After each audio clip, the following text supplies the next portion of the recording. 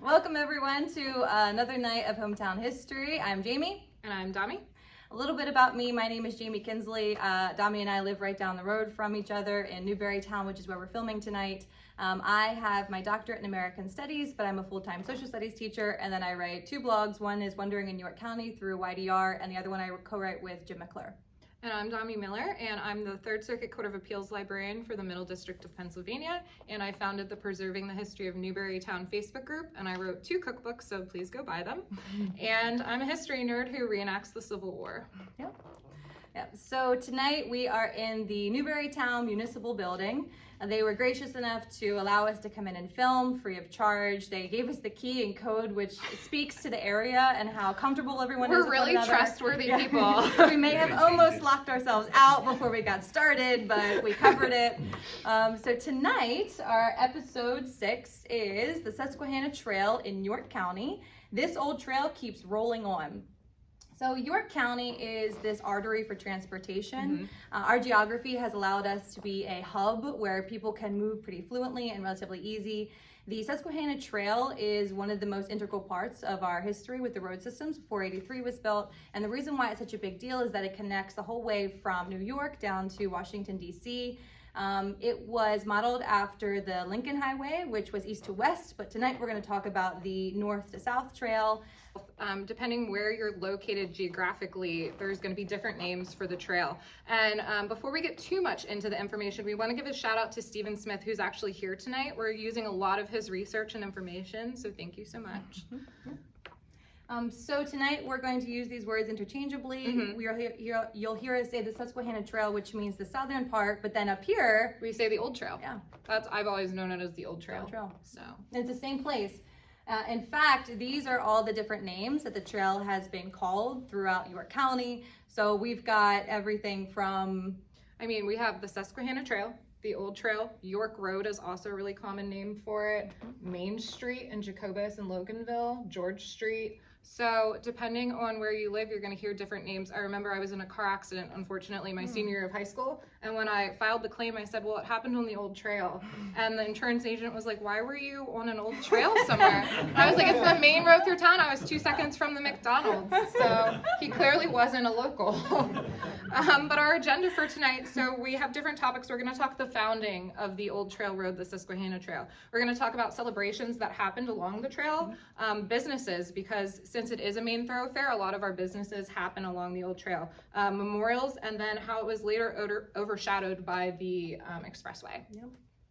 So let's begin with the founding. So it started with the Good Roads movement, which from the late 1800s to the early 1900s. So go back in time to the late 1800s, York County did not have any paved roads or any concrete roads. Right. So it was dirt and mud, which means the wintertime was like miserable. Yeah, terrible, messy adventure to go anywhere. And so since travel was so slow and so expensive, we had farmers organizations, but then mostly it was bicyclists and their organizations that got together, people on bikes. Which I think is really funny that they were more worried about how you could get around in your bicycle than your car, but it makes sense for the time period. So the whole goal was to get federal and state funding so they could have this ribbon of concrete, as we're going to learn, so people could go into the cities not only for entertainment, but also to sell their produce and market and visit the businesses downtown. So it all started with the Susquehanna Trail Association. This was in 1917. And what this was, so the Susquehanna Trail Association promoted the trail from the north down to the south. They started with Williamsport and New York, but it was modeled after the Lincoln Highway Association. Special shout out to Tom Davidson. He gave us a lot of the video, or a lot of the photos that we used tonight. So we do have a lot of connection with the Lincoln Highway. Picture right here came from Tom Davidson. And this shows us how Central PA, so Tom and I were having an email conversation, and he said that we've had this identity crisis of, are we north-south or are we east-west? Right. Yep. And he does a great presentation with the York History Center, and that's archived on YouTube and on Facebook, so I would suggest checking that out. And then we're getting into the fact that York and Gettysburg were competing for the old trail, the Susquehanna Trail. So you have to understand that in 1918, there was a lot of things going on. So you have to think about engineering concerns, the cost of the construction, and the population. So we were really competing with Adams County about who was going to get this main thoroughfare. And we beat them, of course. So we had this really fancy house, and we wined and dined them at this meeting. We had the Board of Governors there on June 12th, and then they were in Gettysburg on the 13th. And clearly we made a really good impression. Like, what happened that night? I know, I feel like there was a lot of drinking involved, probably. Yeah. Schmoozing, smooth talking. In the room where it happened, a Hamilton reference there. But yes, so there was 150 of the leading men that were escorted there. And it was a meeting about who was going to end up with the old trail. And we got it. York County persevered. Where is that house? That is a York Motor Club in York. East Market Street. East Market Street. Stephen, East Market and Vernon. I'll owe you $1 for every question that you answer. Thank you. So one of the reasons why York County beat Gettysburg is because they considered this route to be valuable both economically, but then also militarily. Right. So the direction between, like I've already said, New York down to Washington, D.C. was 100 miles, but we also had this natural geography to protect us. To the east, the Alleghenies, so it's this natural defense system. And then there was this great quote from an issue of the Gazette and Daily that said, "The rich agricultural counties through which it passes and the numerous industrial towns and cities it reaches are capable of supporting large numbers of people." And I feel like this is emblematic of York County. We are both agriculture and industry. We are both urban and rural. And so because of that, York beat Gettysburg. Right. But typical, I'm sorry to diss on Pennsylvania, but 5 years had gone by then. So not 1 year, then 2 years, then 3 years, and York County still did no work on this road. Right. Now it was 1918, and we know what was happening in 1918. We were at war, World War I. Yes. Yep. So after 5 years, though, since we did nothing, people in Williamsport were angry. They were upset at York that they gave us the go-ahead to develop this road system, and we weren't doing it. We were slacking. And so the Williamsport Chamber of Commerce actually tried to rekindle support for Gettysburg and try to get people to bypass York and just go through Gettysburg. Right. And we would have lost then the York Trail. So then in 1923, something happened. There was this terrible rainstorm and 100 motorists got stuck in the mud. And when this happened, Right. It was sort of a blessing and a curse because it really kicked us into action, and we were like, okay, we have to make the improvements. We're going to lose this stretch of road to Adams County. So it's called the Ribbon of Concrete, and this officially started in 1924. So there was improvements to the intersections. They straightened out a lot of curves. They fixed the patches that they needed to. They widened the roads, made them better. Now, I don't think they widened them enough because everyone knows as soon as you drive into Maryland, the roads are a lot nicer and wider, but you know, it happens. And then of course, we have our beautiful state flower in full bloom. There's always a traffic cone out there for us to drive past. Yeah, it's never complete. We're always improving. So here is one in the York County History Center. They have great archives. I encourage everyone to go and visit. They have this great pamphlet where you can go see what the trail looks like north through Williamsport. So because we were taking so long to lay down this pavement, Gettysburg decided that they were going to pull some shenanigans on us. So Stephen did a lot of work to find these old trail markers that Gettysburg created to bypass York. And they were fake trail markers trying to deter motorists from, instead of taking the trail through York, to go to Gettysburg. And so just normal people developed them and put them up and said, don't go to York, come to Gettysburg. Like, we're so much better. And Stephen thought that this was most likely what the trail marker would have looked like. We don't have any evidence of this. If you know someone that has the trail, please let us know this sign. We'd love to be able to see it and look at it. Yep. So eventually the state highway system, they had to call and say, you need to remove these signs. People didn't listen, so the state had to physically come in and remove these signs so people didn't go to Gettysburg. And people thought, like, we're bad today. This is what was happening. Those dang Adams Countyans. So, true or false, do you think that the Susquehanna Trail in York County followed an old Indian trail known as Susquehanna Path? Any guesses? True. It's fall, so we have a very smart group here today. So in York County, the Susquehanna Trail does not follow an old Indian path. And I think a lot of people thought it was called the Susquehanna Path, and that's how it's got its name, but that's just an old wives' tale. Yep. If you leave York and you go north through Harrisburg, then that follows the Susquehanna Path, but as far not as in the York York County. County one is not.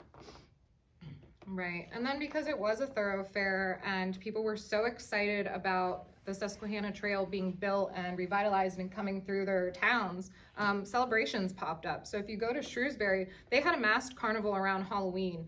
They had band music and supper from the Shrewsbury Hotel, and that was the section that was going right through Shrewsbury. So people were that excited about having roads that were completed and that they could drive through. Yeah. So I don't know, I feel like Newburytown, we should have like a jamboree. Every time a But, road's like, the old completed, yeah, we have a party, like, yes, the road every is time done. they finish road construction, we should have a party. You know, we moved in down the street in Newburytown, you know, right close to you on the old trail. Right when they started the bridge Right when they started the construction. bridge to the hardware store. And I was like, how am I going to go to the hardware store and get all my nails and screws? You're But, not. Yeah. So just to reiterate the point that this road made for York County, this was a massive infrastructure change. Like I said, we went from dirt and gravel roads to now this ribbon of concrete. So it's going to extremely change Pennsylvania. So there was this great quote where they were comparing Pennsylvania now to colonial times when William Penn first, settled. And they said, could the old Quaker fathers of those early days see the teeming, bustling square today, they would be astonished. Instead of the old common pasture, they would see a traffic way. And so it makes you think about development and how on one hand, development can take away green farmland and it is encroaching and urban sprawl is a real issue. But on the other hand, it allowed us to grow our infrastructure and our businesses and allowed us to be the York that we know today. And farmers were behind the push to have the Susquehanna Trail built. Yep. So To bring their stuff into town. Yep. So right down the road, since we have a lot of locals here tonight, you'll know that there is a major bridge. Well, that bridge, it used to be right up from stream from it, the Canoga Bridge. So this was a Boy Scout bridge. This is not pictured here. The Boy Scout bridge was a little bit north from this. And what happened was after they completed it in 1926 to 1910, they decided they were going to go through, this is the picture of the bridge. This is the picture of the bridge. They went through then after this and they developed a bigger bridge, which we're more familiar with. So we just want to give a shout out to them. This was the longest bridge that was in York County along the Susquehanna Trail at 219 feet. right. So moving on to businesses along the trail. So we're just going to go through a couple pictures that we ended up snapping as we drove along the trail. So starting up here in Newbury Township, we were going to go north to south. So we have Rocket Pizza. Everyone knows Rocket Pizza. Everyone knows the Redland Beer Distributor, 83 Diner. And then we're going to start going J&W, Blue Sky Tavern, the Old Trail Auto Sales, Old Trail Variety Store. Then we're going to go farther south to the pub on the trail. Everyone knows the motel.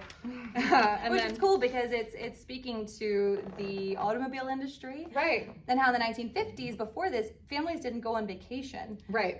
There were no roads or destinations to go. And so now with these road systems, especially the Eisenhower Highway system in the 1950s, people now have destinations and they needed a place to stay. And of course, automobiles need gasoline. So of course, want to give a shout out to Rudders and then the Rudders family that live on the hill there. Once you get into town, then this is getting into more downtown New York, there are still automotive shops that people can visit. People like their cars so much, they use them as front seats where people can sit on their porches. There are cemeteries, so we live along the trail, but we're also buried along the trail. Right. We eat along the trail at restaurants, like the Central Family Restaurant. We are entertained through the ballpark. There is a lot of nonprofits like the Farms and Natural Lands Trust, and then going right through the scare like we discussed. I mean, it's a bustling place. If you go there today, people are busy. And then moving still south, we have a lot of nonprofits again, like the Susan Burns Center. We have a post office. It's not in use right now, but hopefully it will be eventually. An education institution, New York College, the hospital. I mean, did you guys realize that all these were along the trail? Like all these organizations and businesses were along the exact road that we're talking about. Apple Hill, and then does anyone know what this is? Brown's. Yeah. This is a picture of Old Brown's Farmers Market. Yep. And then of course we didn't want to forget Shrewsbury and how the trail goes the whole way down south. One thing that Domi pointed out is how this is called 83 Gifts. This is along the trail, and if you're going down 83, you can see it. It's the Amish markets that you can see, and it's interesting how this is the exact in between point between I-83 and then the old trail. So it's kind of this really great juxtaposition comparing the two. And then also another shout out to a female-owned business that's down in Shrewsbury, Heidi's House. So let's talk about the memorials that you're gonna see along the trail. So I was actually talking to my uncle about this the other morning at breakfast, and this is something that a lot of people don't know about, that there's a road of remembrance along the Susquehanna Trail. So in the 1920s, a group of mothers got together and they created a living memorial for veterans of World War I to honor the men of Pennsylvania that were killed in World War I. So they planted 400 sycamore trees, and this was from Jacobus down to the Maryland line, so it was about 13 miles. And they planted them along as this memorial for the people that were killed in the war. And then we're gonna have a beautiful picture. You can see the tree line. Those are the sycamore trees out in the distance. So unfortunately, I mean, it is a living memorial. So the weather took a toll, time took a toll, disease took a toll. And I guess it was 2014, there was an article that they did an aerial view and they were trying to count how many trees, and they thought about 200 of the trees were either damaged or killed or taken away. So a group got together, local Rotary clubs, in 2018, and they started replanting the trees. And what they did was, it was about every 60 to 80 feet, they'd plant a new tree. And they had about 63 trees planted the first year that they were doing it. And then obviously they kept going, and they're trying to refurbish it and make it once again a living memorial to these men from World War I and all the wars, honestly, and honor the men in Pennsylvania that passed away from war. I love that. It speaks to York County and our dedication to our veterans. Veterans Day was just this month, so thank you so much for your service. But then also how we symbolize that through trees. Right. And again, our connection to nature and agriculture. Yep. Right. Yeah, and this is just talking about the stretch between Glen Rock Road and Church Street, and how the trees slowly started being destroyed, and why there was this revitalization project that they spearheaded in 2018. Yep. And this is a huge shout out again to Stephen. He was the one who found these aerial shots and compared them and counted the trees. And what's really cool is how we're using now tech with these. Yeah, so I mean, you can go out if you really want to, and you can just drive along or walk along and count the trees, or you can use technology.